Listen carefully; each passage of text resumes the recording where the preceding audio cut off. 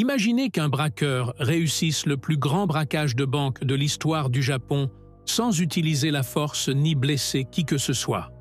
L'opération a été parfaitement exécutée, le casse a été la meilleure opération de braquage de banque, et même la phase d'enquête a été spectaculaire. Ne manquez pas de regarder la vidéo dans son intégralité, vous ne le regretterez pas. Les événements de l'histoire d'aujourd'hui se sont déroulés au Japon en 1968. À l'époque, le Japon connaissait une formidable renaissance économique en raison de sa position de leader dans la révolution technologique mondiale, ce qui avait un impact positif sur les banques. Par conséquent, les banques constituaient une excellente cible pour de nombreux voleurs. Il y a eu plusieurs braquages de banques, mais l'un d'entre eux a été le plus grand et le plus intelligent. L'histoire commence lorsque le directeur d'une banque locale de Tokyo, la Nihon Trust Bank, reçoit une lettre anonyme dans sa boîte aux lettres. Il est choqué lorsqu'il ouvre la lettre. Il s'agissait d'une menace émanant d'un inconnu qui demandait au directeur de la banque d'apporter 300 millions de yens à un endroit précis. Dans le cas contraire, un explosif serait déclenché à son domicile. Le directeur de la banque a pris peur en lisant la lettre et a immédiatement prévenu la police. Il s'est alors rendu compte qu'une lettre similaire se trouvait dans son bureau. Par la suite, des lettres au contenu identique ont été envoyées fréquemment à son domicile et à son bureau. La police a placé la banque et le domicile du directeur sous surveillance au cas où l'inconnu tenterait de mettre sa menace à exécution. Le directeur de la banque a informé les employés de la menace et leur a demandé de se préparer à tout danger dans les jours à venir. Quelques jours après avoir reçu les lettres de menace, exactement le 10 décembre 1968, la banque a dû livrer une grosse somme d'argent de 300 millions de yens à Toshiba, une entreprise technologique bien connue qui emploie un grand nombre de personnes. C'était la fin de l'année. C'était l'époque de la distribution des primes. L'entreprise avait l'habitude de donner les primes en espèces et la Nihon Trust Bank était chargée de livrer l'argent à l'une des succursales de l'entreprise à Tokyo. Le directeur de la banque a désigné 4 employés pour transférer l'argent. Les 4 banquiers ont placé l'argent dans 3 grandes valises, les ont chargés dans le coffre de la voiture et se sont rendus à l'entreprise, qui n'était qu'à quelques kilomètres de là. Sur le chemin de l'entreprise, un policier à moto a arrêté la voiture, s'est approché des banquiers et leur a dit que leur maison avait été attaquée et avait explosé, faisant des blessés et même des morts. Les banquiers ont immédiatement pensé que l'inconnu avait mis sa menace à exécution et fait exploser la maison du directeur malgré la surveillance de la police. Le policier leur a également dit qu'on soupçonnait l'inconnu d'avoir placé des explosifs dans la banque, et probablement dans les voitures de la banque, et il leur a demandé de fouiller l'intérieur. Pendant que les banquiers fouillaient frénétiquement l'intérieur de la voiture, le policier a regardé vers le bas pour vérifier le dessous. Tout à coup, des étincelles et de la fumée sont apparues sous la voiture. Les banquiers ont compris qu'il s'agissait de la bombe et qu'elle était sur le point d'exploser. Ils ont alors immédiatement sauté de la voiture, se sont éloignés et se sont cachés derrière un mur. Quelques instants plus tard, les banquiers ont jeté un coup d'œil derrière le mur et ont été surpris. La voiture et le policier avaient disparu, et il ne restait au sol que la moto et une fusée éclairante. Les banquiers n'ont pas compris ce qui se passait. Ils ont d'abord pensé que le courageux policier avait mis la voiture en lieu sûr pour éviter qu'elle n'explose sur eux. Ils ont immédiatement appelé la banque et le directeur de la banque a répondu. Ils ont été soulagés de savoir qu'il était toujours en vie, qu'il n'y avait pas de bombe dans sa maison ni dans la banque et que tout allait bien. À ce moment-là, ils ont réalisé que l'étincelle et la fumée ne provenaient pas de la voiture, mais d'une fusée éclairante qui avait été placée sur le sol. Ils ont compris que le policier qui faisait semblant d'être un sauveteur était un voleur. Il leur a fait croire qu'il y avait une bombe dans la voiture. Et lorsqu'ils se sont enfuis, il a pris la voiture avec les 300 millions de yens qu'elle contenait. La même somme d'argent que celle demandée par l'inconnu dans les lettres de menace. Cette opération est aujourd'hui considérée comme le vol de banque le plus important et le plus intelligent du Japon.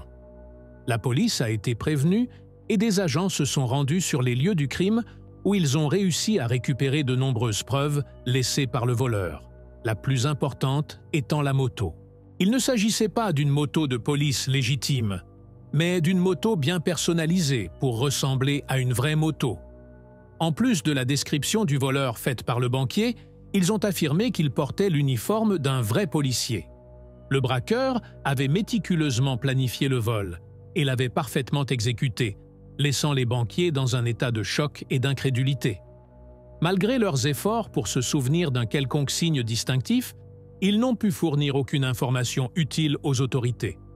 Les autorités ont pris le vol au sérieux en raison de la somme d'argent dérobée.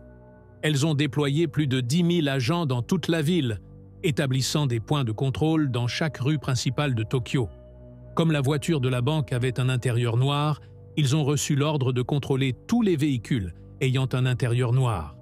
Il n'a pas fallu longtemps à la police pour localiser la voiture abandonnée près d'un cimetière, non loin de la scène du crime, avec des traces de pneus récentes tout autour. La police s'est alors rendu compte que le voleur avait changé de véhicule et a donc donné l'ordre d'arrêter et de fouiller toutes les voitures qui passaient les points de contrôle. Les ordres ont mis un certain temps à être transmis aux agents, ce qui a permis aux voleurs de franchir le barrage sans encombre. L'incident a fait la une de tous les grands journaux le lendemain matin. Tout le monde est stupéfait par la somme d'argent dérobée ainsi que par la planification et l'exécution méticuleuse du hold-up. Beaucoup ont même été impressionnés par l'intelligence de l'homme, capable de voler une telle somme d'argent sans causer le moindre dommage. Bien que le voleur ait laissé derrière lui de nombreuses preuves, dont la moto, la police n'a pu trouver aucun élément spécifique susceptible de l'aider. Tous les efforts déployés pour retrouver la moto et la façon dont il l'a personnalisée, ainsi que la source de l'uniforme et de la fusée, se sont avérés vains, car tout ce qui a été utilisé dans cette opération a été volé. Sur la base des descriptions des banquiers, ils ont également tenté de créer une image similaire du voleur, qui a été imprimée plus de 750 000 fois et distribuée dans tout le Japon. L'enquête a duré de nombreuses années, et les statistiques montrent qu'il s'agit de la plus grande enquête de l'histoire du Japon. Imaginez qu'il y ait eu 110 000 suspects, que 170 000 agents ou plus aient participé à l'enquête, et que celle-ci ait coûté 900 millions de yens, soit le double du montant du vol dépensé pour l'enquête. La question est de savoir pourquoi ils ont décidé de dépenser autant d'argent pour un montant inférieur.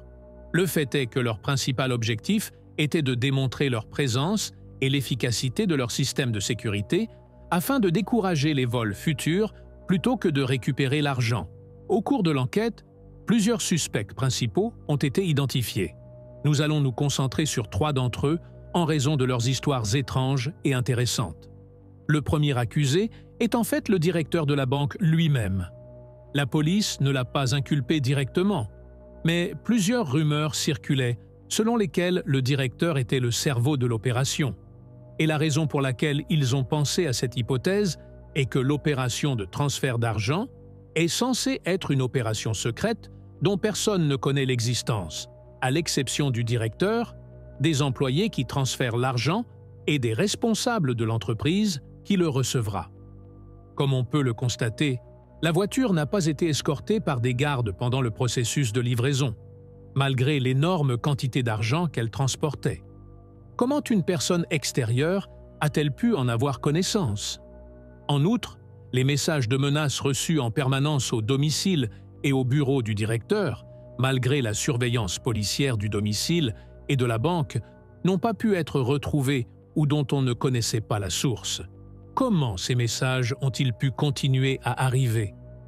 Toutes ces questions ont mis le directeur de la banque sur le banc des accusés, mais la police ne l'a pas considéré comme un suspect parce qu'il n'y avait pas de preuves concluantes. Le deuxième accusé a une histoire tragique.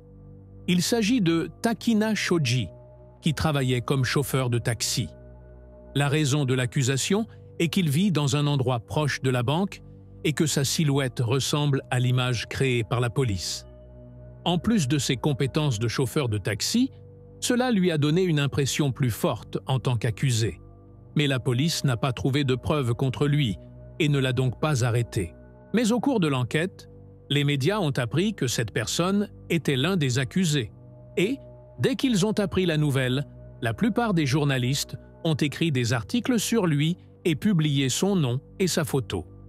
Tous les journaux ont donc commencé à faire circuler l'histoire de cet homme, affirmant qu'il était le voleur sans aucune preuve. Toutes les accusations étaient basées sur son apparence, qui ressemblait à celle créée par la police, et sur le fait qu'il vivait non loin de la banque.